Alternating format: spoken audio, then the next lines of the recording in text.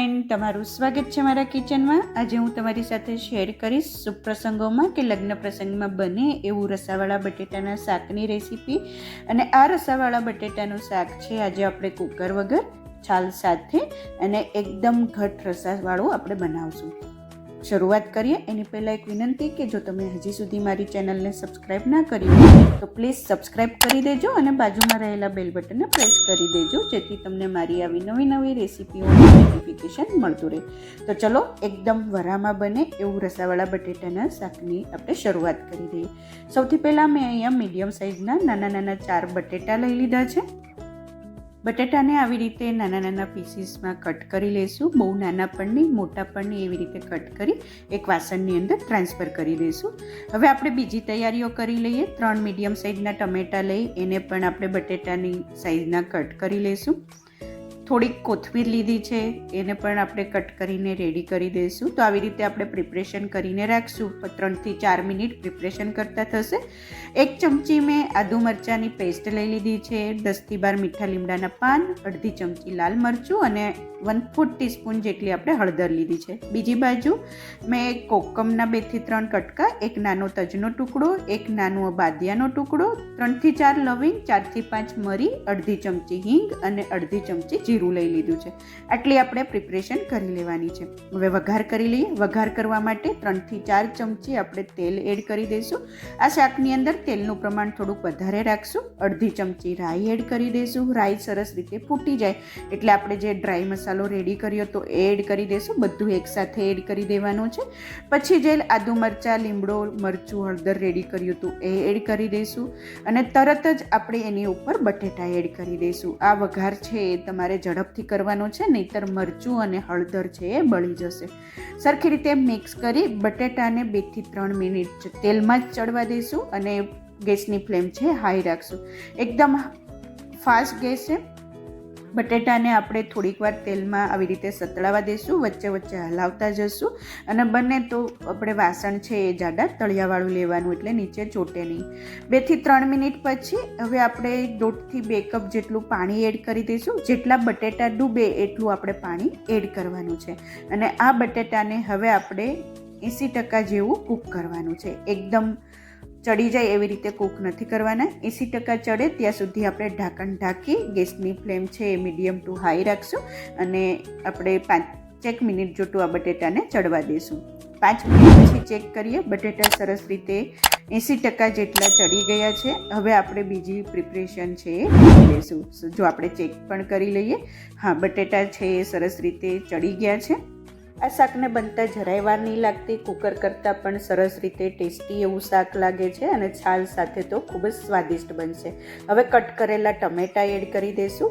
ટમેટાં add થઈ જાય પછી તરત જ સ્વાદ પ્રમાણે મીઠું એડ કરી દઈશું એટલે ટમેટાં સરસ રીતે ચડી જાય। 1 ચમચી ગોળ એડ કરી દઈશું। ગોળથી શાક છે એ સરસ ખાટું મીઠું બનશે અને ટમેટાના ટેસ્ટને બેલેન્સ કરી દેશે। સરખી રીતે મિક્સ કરી દઈશું। ઢાંકણ ઢાંકી ફરીથી 2 થી 3 મિનિટ ટમેટાં અને બટેટા ચડી જાય ત્યાં સુધી આપણે શાકને ચડવા દઈશું। 2-3 મિનિટ પછી ચેક કરી લઈએ, સરસ રીતે ટમેટાં ગળી ગયા છે, બટેટા ચડી ગયા છે। આપણે ચેક કરી લઈએ, બટેટા છે એ સરસ રીતે બફાઈ ગયા છે। હવે ઓલમોસ્ટ શાક થવા આવ્યું છે, પણ હજી આપણે આ શાકને રસાવાળું બનાવવાનું છે। તો રસાવાળું શાક બનાવવા માટે આપણે હવે મસાલા કરી લઈએ। 1 ચમચી ધાણા જીરું પાવડર એડ કરશું, 1 ચમચી ગરમ મસાલો એડ કરી દઈશું અને 1 ચમચી આપણે લાલ મરચું પાવડર એડ કરશું। સરખી રીતે મિક્સ કરી દઈશું।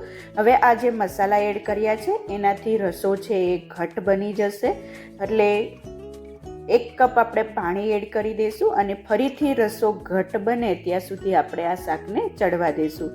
આપણે રસાવાળું એકદમ વરામાં બને એવું શાક બનાવવું છે એટલે રસાને પણ આપણે બનાવવા માટે પાણી એડ કરવું જરૂરી છે। ભૂખ લાગે તો થોડુંક અડધા કપ જેટલું વધારે પાણી એડ કરવાનું। સરસ રીતે હવે રસો બની ગયો છે, થઈ ગયો છે। જો તમે જોઈ શકો છો કે રસો સરસ રીતે બની ગયો છે। હવે આપણે આ શાકને વરા જેવું બનાવવા માટે એક વઘાર કરવાનો છે। સરસ રીતે બટેટા ચડી ગયા છે, સરસ એવી સુગંધ આવી રહી છે। હવે આપણે એક વઘાર કરી લઈએ। વઘાર કરવા માટે એક કડછીની અંદર 2 ચમચી તેલ એડ કરી દઈશું. તેલને સરખી રીતે ગરમ થવા દઈશું. તેલ સરખી રીતે ગરમ થઈ જાય 2-3 જીરાના દાણા નાખી ચેક કરી લેવાનું. તેલ એકદમ ગરમ થઈ ગયું છે. હવે આ ગેસની ફ્લેમ બંધ કરી તેલને આપણે શાક ઉપર લઈ લઈશું. આ એકદમ ઝડપથી પ્રોસેસ કરવાની છે.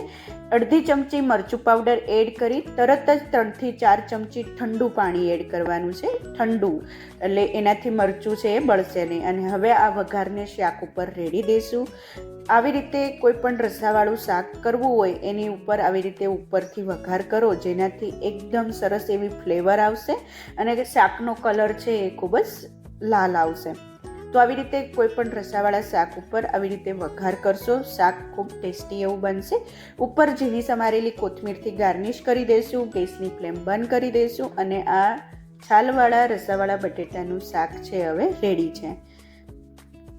હવે સર્વ કરતાં પહેલાં આ શાકને 5-1 મિનિટ રેસ્ટ કરવા માટે મૂકી દેવાનું, જેનાથી રસો છે એ થોડોક વધારે ઘટ થઈ જશે. બધા મસાલા છે એ સરસ રીતે સેટ થઈ જશે શાકની અંદર. જો તમે જોઈ શકો છો કે સરસ એવો ઘટ રસો બની ગયો છે.